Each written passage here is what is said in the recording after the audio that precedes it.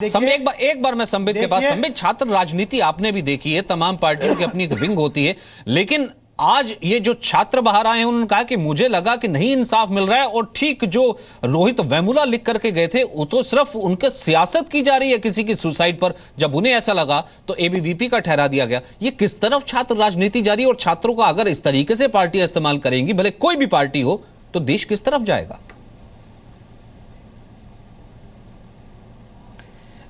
देखिए सचिन जी, मैं आपको बताऊं, मेरे दोनों तरफ जब आप फ्रेम काटते हैं तो दोनों तरफ छात्र राजनीति से जुड़े हुए लोग बैठे हैं। एक तरफ राजू जी बैठे हैं जो एसएफआई के सेक्रेटरी थे, अब वो छोड़ चुके हैं। दूसरी तरफ एआईएसएफ के राष्ट्रीय अध्यक्ष बैठे हुए हैं। ठीक है, ये अभी यंग भी हैं और ये अभी जो भी बातें कहें ठीक है, देश उनको सुन रही है, मैं उसको कॉन्टेस्ट नहीं करूँगा। मगर आप बड़े परिप्रेक्ष्य में सोचिए, राहुल गांधी, अरविंद केजरीवाल, सीताराम येचुरी, ये छोटे नाम नहीं है। जब ये जाते हैं जेएनयू में, जब ये जाते हैं हैदराबाद यूनिवर्सिटी में, जब ये एक आइडिया को माउंट करते हैं, तो स्वाभाविक रूप से पूरे देश के राजनीति में इसका असर पड़ता है, पूरे देश के इकोनॉमी में इसका असर पड़ता है। मुझे बड़ा कष्ट होता है कि बिना किसी विषय को पूरी तरह से जाने हुए, बिना रिसर्च किए हुए, बिना किसी विषय के गर्त में जाए हुए, बल्कि उल्टा है कि यहाँ झूठ को प्रश्रय देते हुए, झूठ को फाउंडेशन देते हुए, झूठ को फंड देते हुए इतने बड़े बड़े तथाकथित बड़े बड़े नेता हैदराबाद यूनिवर्सिटी जाते हैं। देखिए, मैं आपको बताऊं सचिन जी, इतिहास लिखा जाएगा। इतिहास में इन लोगों का नाम कितना आएगा ये मुझे नहीं पता, मैं तो बहुत छोटी चीज़ हूं। मगर याद रखिए, अपने इच्छा के लिए, अपने महत्वाकांक्षा के लिए, अपने एम्बिशन के लिए, ये छोटे छोटे युद्ध जो होते हैं ना, जब बड़े परिप्रेक्ष्य में इतिहास लिखा जाता है तो लोग बैठ के आदिम काल, आपका इतिहास ये भी जारी है, लिखा हुआ है, आप तो वो हंसते हैं। भविष्य में लोग हंसेंगे। सर सुनिए सर, आप लोग छात्र राजनेता हैं, मैं आपका स्वागत करता हूं। आप किसी भी विचारधारा से हैं, आप अपने विचारधारा को सामने रखें, मुझे कोई आपत्ति नहीं है। सभी विचारधाराओं को यहाँ स्थान मिलना चाहिए। मगर बड़ी बात यह है कि जब इतिहास में हम लोग भविष्य में बैठ के देखेंगे, हम नहीं होंगे उस समय, हमारे बच्चे होंगे, बच्चों के बच्चे होंगे, जब वो बैठ के देखेंगे और सोचेंगे हिंदुस्तान को किसने छोटा किया, तब वो हंसेंगे, वो रोएंगे और सोचेंगे कि भैया ये छोटी छोटी कारणों के कारण देश को इन्होंने छोटा कर दिया, बस सिर्फ इसलिए क्योंकि इनको बनना था। राहुल गांधी को किसी दिन प्रधानमंत्री बनने की इच्छा थी, इसलिए इस प्रकार से इन्होंने फंडिंग की, गलत कारणों से लाश पे राजनीति की। आप सोचिए मत, इन बातों को बुरा मत मानिए, मगर कहीं दिल में सोच कर देखिए कि आप आखिर कर क्या रहे हैं। ये राजनीति में सब कुछ ठीक है, मगर राजनीति में ये ठीक नहीं है कि आप अपने देश के नाम को छोटा कर दें। कृपया करके अपने दिल के अंदर सोच के देखिए। लेकिन वलीउल्लाह कादरी जी, इससे पहले कि आप संबित जी की बात का जवाब दीजिए, जो कि आप हाथ उठा रहे हैं संबित जी, लेकिन कादरी जी, मैं क्यों ना मानूं कि आपने अपने साथी के साथ ही न्याय नहीं किया। वो साथी जो कि कह करके जाता है कि मेरा जन्म एक भयंकर दुर्घटना थी, बचपन में मुझे किसी से प्यार नहीं मिला, इसलिए मैं जा रहा हूं, और मेरे जाने के बाद मेरे दोस्तों और दुश्मनों को परेशान न किया जाए। अगर कन्हैया यहां से जेएनयू से निकलता है तो रोहित वेमुला का नाम लेके पूरे देश भर में वो लेक्चर्स दे रहा है रोहित वेमुला के नाम पे। वेस्ट बंगाल में चुनाव में नाम लिया जा रहा है रोहित वेमुला का। राहुल गांधी 2 बार आते हैं तो यहां पर राजनीति में रोहित वेमुला का नाम होता है। ये न्याय अपने साथी को दिलवा रहे हैं, बल्कि वो न्याय होता कि व्यवस्था को ठीक किया जाता। कांग्रेस कहां है फिर? अगर कांग्रेस पे इल्जाम लगे, आप कह रहे हैं कि सबके दामन इतने पाक साफ है, तो कांग्रेस आज इस चर्चा में क्यों नहीं है? क्यों कादरी जी इस पर सवाल ना उठाया जाए?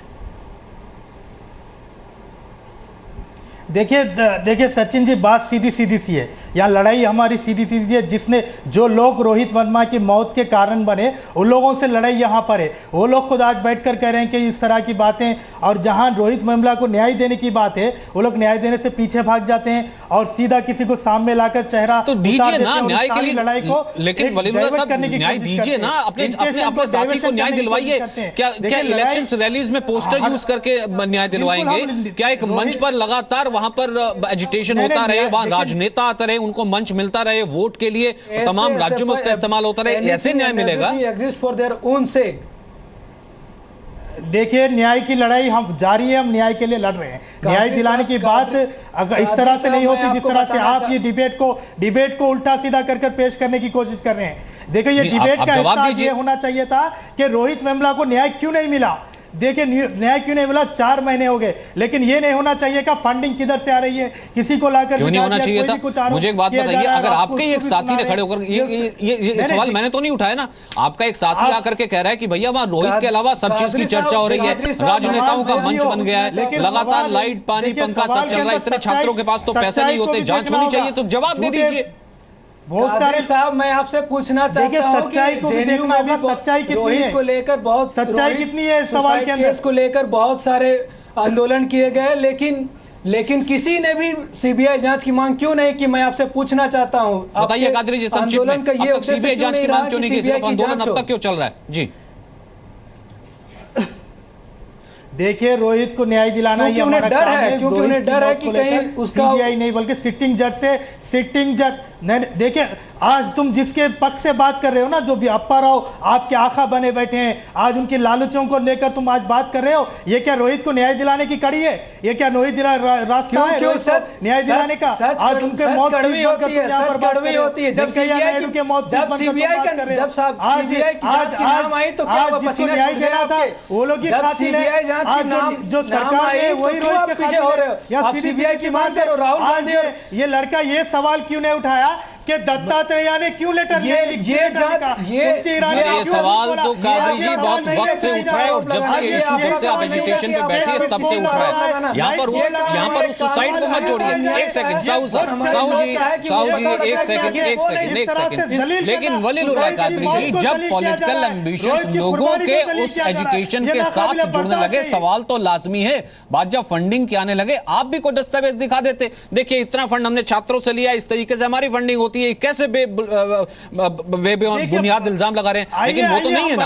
अच्छा ठीक है, मेरे पास वक्त इतना ही है। संबित जाते जाते क्लोजिंग रिमार्क, ये किस तरफ हम किस तरीके से फिर इसे कंक्लूड करें? यहाँ पर का एजुकेशन हम इंसाफ दिलवा के रहेंगे, लेकिन जो बात जिसका जवाब होना चाहिए वो नहीं लगाना छोड़िए। देखिए, मैं कंक्लूजन में इतना ही कहूंगा कि यहाँ एआईएसएफ के अध्यक्ष बैठे, सुनिए एक सेकंड मैंने आपको वक्त दिया। यहाँ उनके अध्यक्ष बैठे हुए हैं, कादरी जी सुन लीजिए। देखिए, आपका दिल भी जानता है कि आखिर हकीकत क्या है, आखिर सच्चाई क्या है। देखिए, आप कितना भी उसको नकार दे, देश जानता है, आप भी जानते हैं।